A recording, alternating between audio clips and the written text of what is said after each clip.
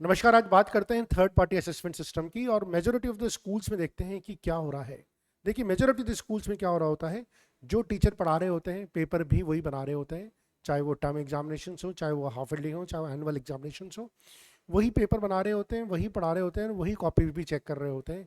तो क्या ऐसे केस में जो असेसमेंट होगा, आप उसको क्या फेयर असेसमेंट बोल सकते हैं? जो लर्निंग आउटकम्स वो बताएगा, क्या वो लर्निंग आउटकम्स एक्यूरेट होंगे? जी हाँ, उन पे बहुत बड़ा डाउट उठना स्वाभाविक है। दूसरी बात है कि जब हम प्राइवेट ओलंपियाड्स की बात करते हैं, बहुत सारे प्राइवेट ओलंपियाड्स हैं, ये आते हैं और एग्जाम कराते हैं, बेंचमार्किंग एग्जाम्स कराते हैं। लेकिन इनकी सारी एक बहुत बड़ा चैलेंज क्या होता है कि इनका जो सिलेबस होता है, क्लास 7 के बच्चों को क्लास 9 की प्रॉब्लम पूछी जा रही होती है। इनका सिलेबस जो होता है वो बहुत ज़्यादा एडवांस होता है या नेक्स्ट लेवल के क्वेश्चन होते हैं, जिसमें पहली बात तो सारे बच्चे पार्टिसिपेट नहीं कर रहे होते। दूसरे, उन्हीं बच्चों को फ़ायदा होता है जो कोचिंग्स या एक्स्ट्रा सपोर्ट ले रहे होते हैं। तीसरा, जो बहुत बड़ा स्कूल्स के लिए नुकसान है, वो है डेटा थेफ्ट, क्योंकि यहाँ पर आपके बच्चे का जो डेटा है वो चोरी होने की संभावना भी बहुत ज़्यादा होती है। नाउ ऐसे में हम लोग आपके लिए असेसमेंट सिस्टम लेके आए, which will call it third party assessment system. हम जो असेसमेंट लेंगे आपका, वो असेसमेंट स्कूल के सारे बच्चों के लिए होगा, वो हर क्लास के लिए, हर सब्जेक्ट के लिए होगा।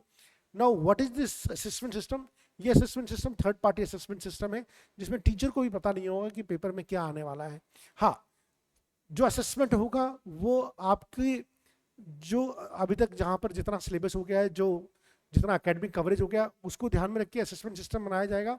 और इसकी जो रिपोर्ट आएगी वो बच्चे के एक्चुअल लर्निंग आउटकम को रिफ्लेक्ट करेगी। और ये report decision makers, principles, directors, उनके लिए बहुत इंपॉर्टेंट है।